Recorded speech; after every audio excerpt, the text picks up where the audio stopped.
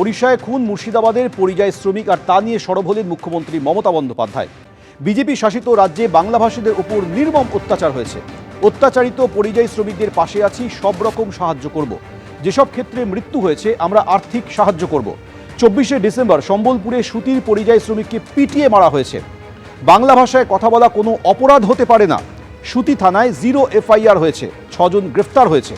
রাজ্য পুলিশের টিম ওড়িশা গিয়েছে, এক্স পোস্টে বলেছেন মুখ্যমন্ত্রী।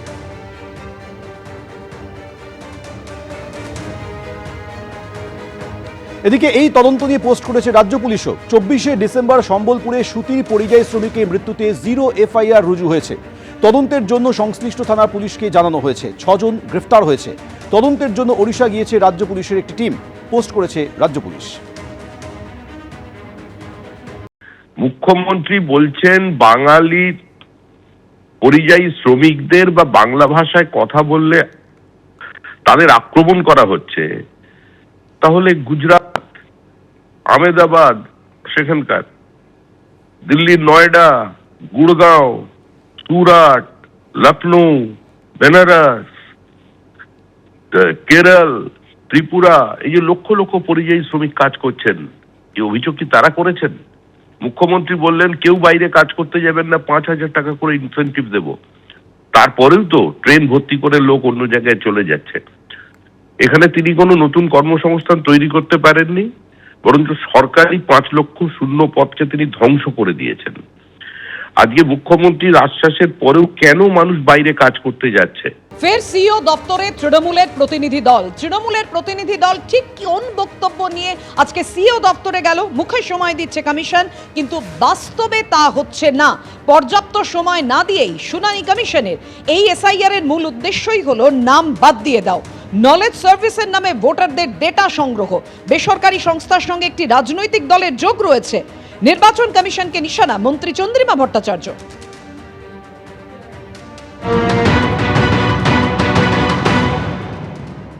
আজকে হিয়ারিং এর এই যে টাইম দিয়েছেন আর 5 দিন সময়, যারা ধরুন এই স্কুলের কোনো ব্যাপার কি অন্য কোনো রাজ্য থেকে তাকে তার ভেরিফিকেশনের বৈধতা নিয়ে আসতে হবে, তারা 5 দিনের মধ্যে কি করে এই কাজটা করবে?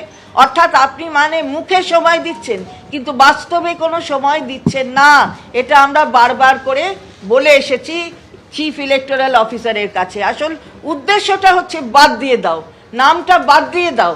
যেখানে আসল গণতন্ত্রের উদ্দেশ্য হচ্ছে ইনক্লুড করা, সেখানে ইন্টেন্সিভের নামে একটা ইনক্লুসিভ যেটা বলা হচ্ছে সেই ইনক্লুসিভনেসটাকে বাদ দিয়ে দেওয়া হচ্ছে। এটা একেবারেই আইন বহির্ভূত, এটা আমরা বললাম। এবং তাছাড়া ক্যাপ আগেও আপনাদের বলেছি, এই যে নলেজ, অ্যাটিটিউড অ্যান্ড প্র্যাকটিস এর নামে একটা সার্ভে করা হচ্ছে। সেই সার্ভে কারা করছে? একটা প্রাইভেট এজেন্সি করছে। এই প্রাইভেট এজেন্সি আমরা বলে এসেছি যে আমাদের কাছে যা খবর, এর সাথে একটা রাজনৈতিক দলের একটু যোগসাজশ আছে, একটু যোগসাজশ। নির্বাচন কমিশনকে আজ ফের নিশানা করলেন তৃণমূলের প্রতিনিধিরা। প্রতিক্রিয়ায় বিজেপি সাংসদ সুকান্ত মজুমদার তিনি বলছেন কমিশনের যা কাজ তাই করবে, নাম বাদ গেলে বাদ দেবে।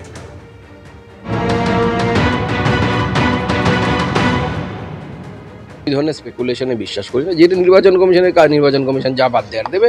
আমাদের কাজ হচ্ছে নির্বাচন কমিশনকে SIR এ সহায়তা করা, ভোটে লড়াই করা। আমরা ভোটে লড়াই করব, একটা নাম বাদ না গেলেও বিজেপি।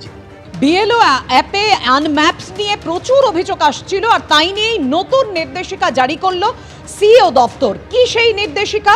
যে নাম বাদ নিয়ে যদি আপত্তি থাকে তাহলে শুনানির সুযোগ দিতেই হবে, শুনানির সুযোগ দেওয়া বাধ্যতামূলক।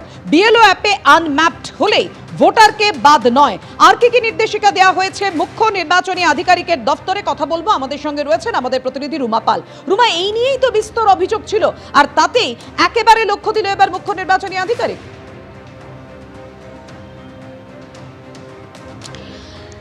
দেখো, আরও একবার কিন্তু জানিয়ে দিল ভোটার তালিকা সংক্রান্ত যে সমস্ত বিভ্রান্তি রয়েছে সেটা দূর করতে কিন্তু মুখ্য নির্বাচনী আধিকারিকের দপ্তর থেকে সেটা জানানো হলো। কি জানানো হয়েছে আর একবার বলে দিচ্ছি, যে BLO অ্যাপে কোনো ভোটারকে আনম্যাপড দেখালে তার নাম খসড়া ভোটার তালিকা 2025-এ থাকলে তাকে বাতিল করা যাবে না। কয়েকটি জেলা থেকে অভিযোগ আসছিল। কি অভিযোগ আসছিল? বিএলও অ্যাপে বহু ভোটারকে আনম্যাপ দেখানো হচ্ছে এবং বিষয়টি খতিয়ে দেখে নির্বাচন কমিশন জানাচ্ছে যে এই সমস্যার মূল কারণ হচ্ছে মূলত মৃত ভোটার বা স্থানান্তরিত ভোটার সংক্রান্ত তথ্যের অসঙ্গতি। এবং নির্বাচন কমিশন এটাও বলেছে যে শুধুমাত্র অ্যাপে আনম্যাপ দেখানোর ভিত্তিতে কোনো ভোটারের নাম বাদ দেওয়া আইনসঙ্গত নয় এবং খসড়া ভোটার তালিকায় যাদের নাম রয়েছে তাদের ক্ষেত্রে আইন অনুযায়ী নির্দিষ্ট প্রক্রিয়া অনুসরণ করতেই হবে।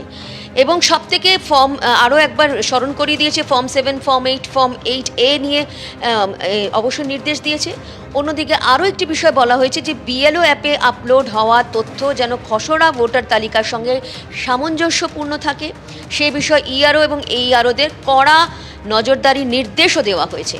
অর্থাৎ আবারও কিন্তু নির্বাচন কমিশন থেকে পুরো বিষয়টা পরিষ্কার করে বলা হচ্ছে যে কোনোভাবেই যদি দেখা যাচ্ছে যে বিএলও অ্যাপে সেটা আনম্যাপ দেখাচ্ছে কিন্তু খসড়া ভোটার তালিকা যেটা পাওয়া যাচ্ছে এবং 2025-এ তার নাম রয়েছে সেক্ষেত্রে কিন্তু তার নাম বাদ চলে যাবে এমনটা নয়। সেটা কিন্তু আবারও পরিষ্কার করে বলা হলো। কেন অনেকটাই অভিযোগ আসছিল বিভিন্ন জেলা থেকে, অনেক জায়গা থেকে অভিযোগ আসার কারণেই কিন্তু আবারও কিন্তু এই স্পষ্ট বার্তা দেওয়া হলো নির্বাচন কমিশন থেকে।